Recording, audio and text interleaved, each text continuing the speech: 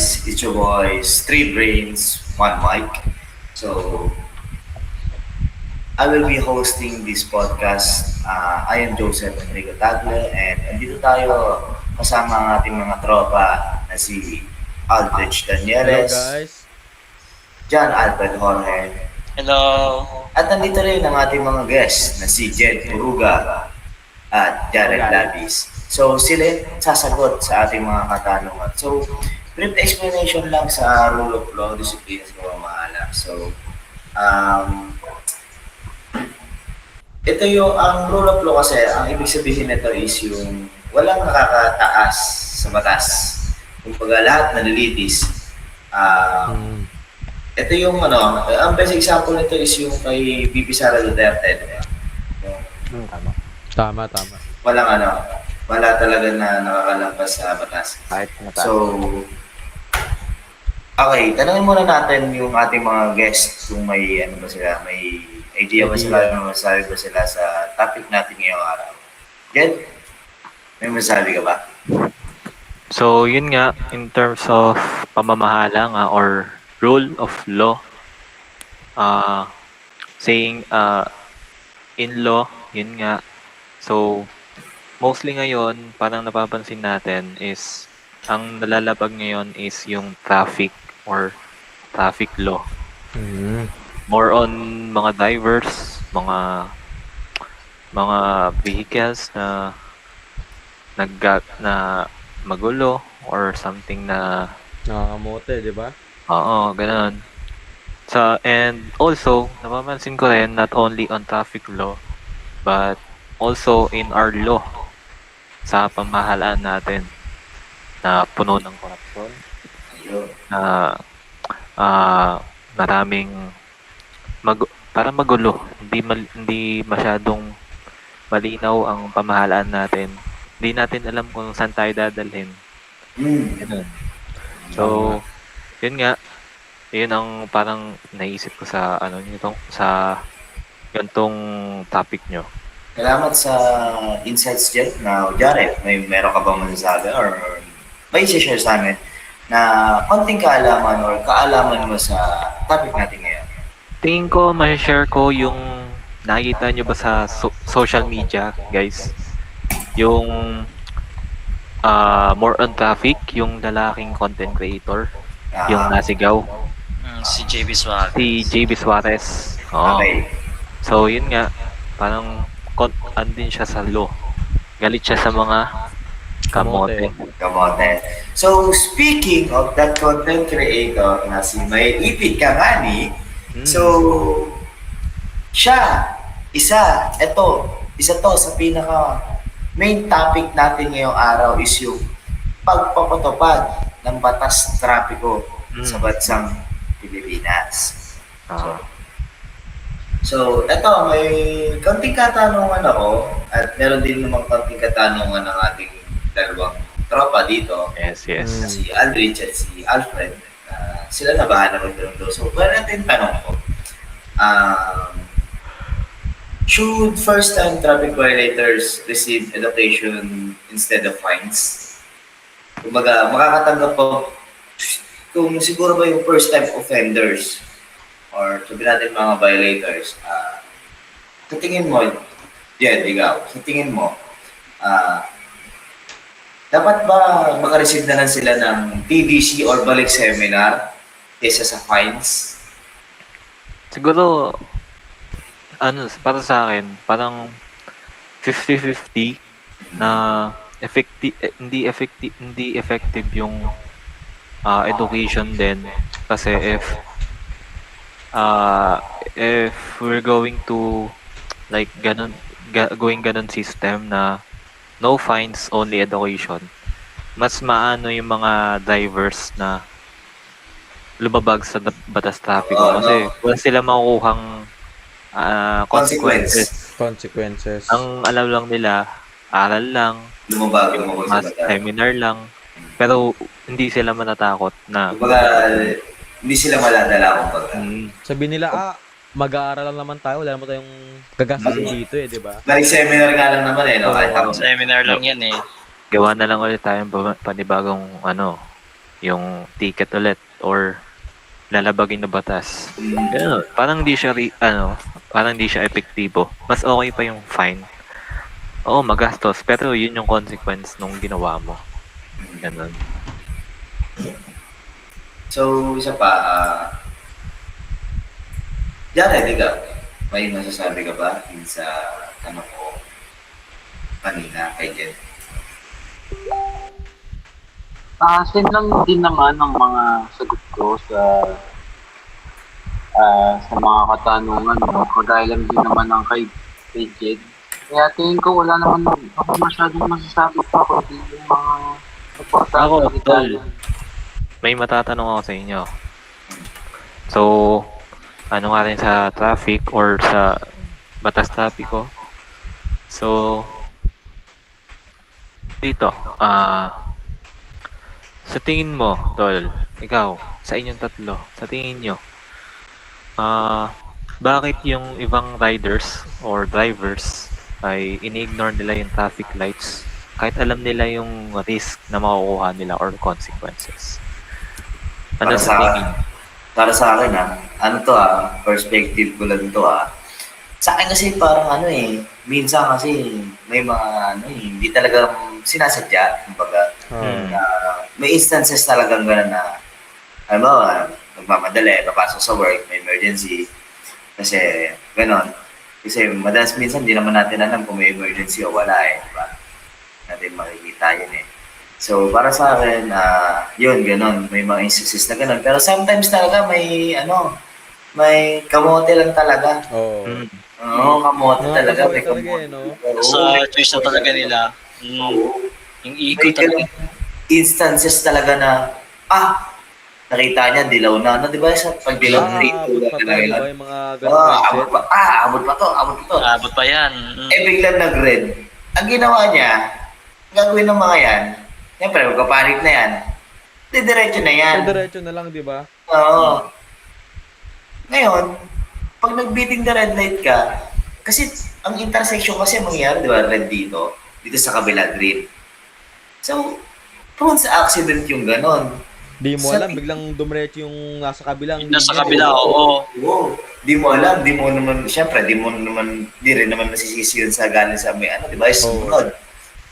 Kasi, ang sa akin lang, dapat, yung ganyan, dapat talagang pinag-aaralan talaga. At saka, meron kasi talaga kadalasan dito sa Pilipinas, sobrang dami nag-fixer ng lisensya. Sobrang dami Madali, mas talaga. muna. Oo. Parang isip nila, less hassle. Ito, sige, dito ako, less hassle. Ganon. Kaya, yung nangyayari sa labas, yun, nangyayari. Mga shortcut sa buhay Ikaw, so, yun, ang aking perspective doon. So, ngayon, ganito naman, ako naman,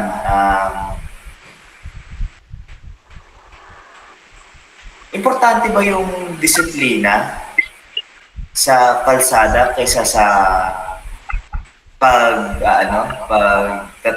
pag-aayos ng bagong daan? Bakit? Ulitin ko mas mahalaga ba yung traffic discipline o disiplina sa traffic kaysa sa pagpapagawa ng mga bagong kalsada at bakit? Para sa akin, mas maganda talaga kung disiplina talaga ng mga motorista kasi Oo. kahit, sanay, kasi sa atin sa Pilipinas, sanay na tayo sa mga pangit na kalsada, mga ubak-ubak, mga bahain. Sa atin na yun Kasi kahit, bigyan natin ng senaryo, kunwari gumanda na yung kalsada sa atin, pero madami pa din kamote sa paligid, so wala lang, di ba? So mas maganda kung disiplina talaga yung magkaroon ng disiplina Papairal, yung mga diba? motorista, oo. Kung ba kasi, aanhin mo yung ganda ng kalsada kung kamote ka naman. Yun nga. wala din naman. Tsaka pre, isipin mo pag pangit yung kalsada no? Hindi naman sa gusto natin yung pangit yung kalsada, pero pag pangit yung kalsada, bumabagal sila di ba? Oo, yun nga. Parang may natural humps Oo.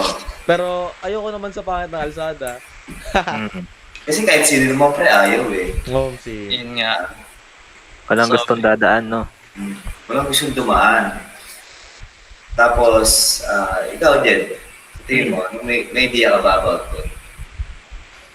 Tingin ko, yun nga, parang hindi nila napaglalaanan ng budget yung ganun. Minsan kinokorap na lang nila. So, yung mga community at mga tao lang din yung mahirapan sa pinagagawa ng kung saan napupunta yung pondo nung dapat dito sa mga daanan Infrastructure, na no? mas mapapadali yung pagpunta natin sa mga lugar na hindi natin puntahan. So, parang yun yung parang opinion ko sa tanong na yan. Ano naman tingin nyo sa mga government employees na ginagamit yung government vehicle sa pansariling interest? Ano masasabi? Ano masasabi nyo Yung doon? dinala sa beach, di ba? Nakita nyo sa diba, social media na nakaraan. Ano masasabi nyo doon? Ano masasabi? ang masasabi ko na lang, unfair eh. Kasi wala din tayong magagawa eh. Kasi part din ng seminar na kailangan tayo yung mag-adjust pag may dadaang VIP, ganon. Di ba? So, masasabi ko lang, unfair talaga.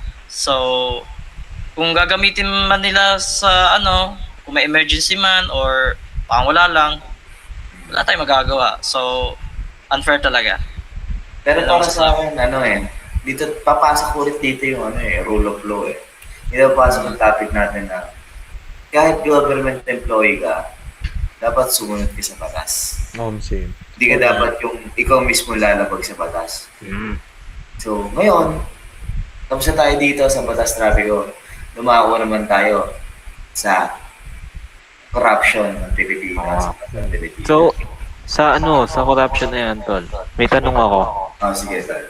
Pero, tatlo, kung may bagay sa So, sa tingin nyo, ano ang positibong epekto ng isang pamahalaang walang korupsyon? Walang something pwede na bang ako manguna? Para Sige, dyan? pre. Sige. So, para sa akin lang naman, di ba? Yung positibong epekto ng pamalalang walang korupsyon. Katulad pinag-usapan natin kanina kalsada, di ba? Kung walang korupsyon, maganda kalsada, 'di ba? Maganda yung napupunta ng buwis natin. Yes. Napupunta sa tama. Yung pasahod, inflation, kasama na din 'yon. Eh di Yes. sana, 'di ba, walang ganon, walang pagkataas sa inflation. Tama. Okay lang naman sana minsan yung naiintindihan naman natin na mataas yung inflation, 'di ba? Pero yung sahod sana taasan, 'di ba? Para at least yung mga kababayan nating Pinoy makahabol man lang, 'di ba? Sa pagtaas ng ng gastusin eh. Eh kaso wala. So yun nga, kung isa sa mga positibong epekto ng pamahalaang walang corruption, yun sana, ganun. Tamang napupunta ng buwis, infrastructure, magandang system, yun. Yun lang naman nakikita ko na positibong epekto ng magandang Para sa akin, na pamahalaan. tapos ka naman, Oo. para sa akin naman siguro yun yung pinakamalaking benefits na walang corruption is yung walang gulo sa Pilipinas, pre. Walang magiging problema sa Pilipinas na. Sana pupunta yung buwis namin, ganito. Oo nga. Katulad ng mga di ba? Rally, di ba? Hindi natin babanggit yung pangalan. Stay neutral guys, stay neutral. Saka ito kasi, sa Pilipinas kasi, mataas na yung cost of living natin, pero hindi naman tumataas yung sahod natin. Tama. Tapos, ito pa isa, kasi, ang nagiging problema kasi, kaya palagi may corruption dito sa Pilipinas is yung kadalasan sa lahat ng Pilipino, iniidolo ang politiko, which is mali. Kasi, Tama. politicians should serve the people. Mm. You should not Tama. serve the politicians. Politicians is supposed to serve you. Kumbaga, yun yung sa tingin ko kaya nagkakaroon ng corruption kasi patuloy tayong bumobota ng mga corrupt. At kung sa akin naman, balik tayo dun sa topic na ano yung magiging benefits nun. Halos lahat na sabi na naman ni Aldrich eh. Pero, yun. Dinagdag ko lang yun sa akin na yung sa cost of living pero mataas din yung mataas yung cost of living pero mababa yung sahod. Ikaw ba, Jed? Ikaw ba, ano ba sa tingin mo yung epekto ng, mabibigay mo opinion? Siguro, yun nga, parang yung sinabi niya rin kanina, mapupunta yung pondo ng tax or pondo ng pamahalaan sa tamang lugar Oo. at hindi mapupunta sa mga bulsa or mga mamahaling Mga bilihin kotse, na payong. so mas maganda yung ganun tapos napaglilingkuran tayo ng maayos, nakakuha tayo ng ID na pahirapan, Oo. nakakuha tayo ng mga trabaho, mabilis, hindi natin kailangan ng mga matataas na qualification. Ganun, parang yun mas mga positibong epekto. Pero ito din, so sa tingin nyo, ano naman yung mga epekto ng corruption sa lipunan? Ano, epekto ng kita na naman. Kita naman natin. Ito, paghirap. O tama. Kita Mababang sweldo. mapasweldo. Saka, isa pa yung pag kasi nagkaroon ng corruption kasi sakit na ng lipunan natin yan. Tama. Dati Simula pa. pa ng panahon ng Espanyol pa lang pre, Tama. may corruption na. May mga Pilipino na nagbebenta sa kapwa nila Pilipino. Tama. Kaya, di na bago sa atin yan. Ligas na. Pero sana naman magkaroon ng Pagbago. pamahala. Ikaw ba, paring Alfred, Mm. ano ba masasabi mo sa mga yan? Wala. Wala talaga tayo magagawa dyan. Kasi, yun nga, naboto ng mga tao yan. So, yun yung consequence. Yun ang nangyayari ngayon. So, masasabi ko na lang, malas. So, Malas lang natin no? Wala May tayong last- magagawa Ano lang, normal na citizen lang tayo, kumbaga. Yes. Ang magagawa natin, bumoto ng tama, di ba? mm, May last question naman ako sa inyo, man. May question ako sa inyo lahat. Sa tingin nyo, sa ongoing trial nito ni BP Sara, Oo. sa tingin nyo, para sa inyo as the evidence have been showed, sa tingin nyo, guilty siya sa inyo, para sa inyo, or not guilty? Kasi marami ako nakikita sa social media na ang pinagtatalunan nila is yung gaano kagaling ang abogado ng prosecution na abogado ni BP Sara. Parang sa akin, para sa inyo, ano yung sa tingin nyo yung magiging final verdict nyo? Sa inyo lang to Para sa inyo, ano yung magiging verdict nyo dito kay BP Sara? Siguro sa akin, tol, hindi sana. Parang, siguro may impeach siya sa trial ngayon dahil yung prosecutor ng hindi defense o your opposed ng defense is mas lamang sa evidence na kailangan nilang i-probe kaysa dun sa defense na team nung ni Sara. So I think sana mabalik yung mga funds na nakuha at yung mapanagandan yung mga grave threats or mga sa unang pangulo. Hindi naman natin pag sinabi natin gusto natin makulong yung isang tao and para dun sa isang tao means sinusuportahan natin yung kabila. Gusto lang natin yung batas. Yun na naman palagi kailangan Oo. ng mga tao. Palagi naman kasi papasok din yung rule of law Oo. na walang nakakataas sa batas. Kahit presidente, kahit vice-presidente ka. Dapat managot kasi sino ang dapat managot. Tama. Tsaka parang Jed, idagdag ko lang yung yung sa mga nakasama pa diyan kay BP Sara, Tama. yung pagiging hindi niya transparent sa alam niyo na budget na nakukuha niya, di ba? Tama. Tama. Yun lang naman bala ko idagdag. Kasi man isipin mo, di ba, 125 million lang inubos sa isang araw. Billion ata yun, di ba? Billion? Siyempre, hindi, yung 125 million nga, isang araw niya lang ginamit yun. Oo, di ba? Alam mo, paano yun, di ba?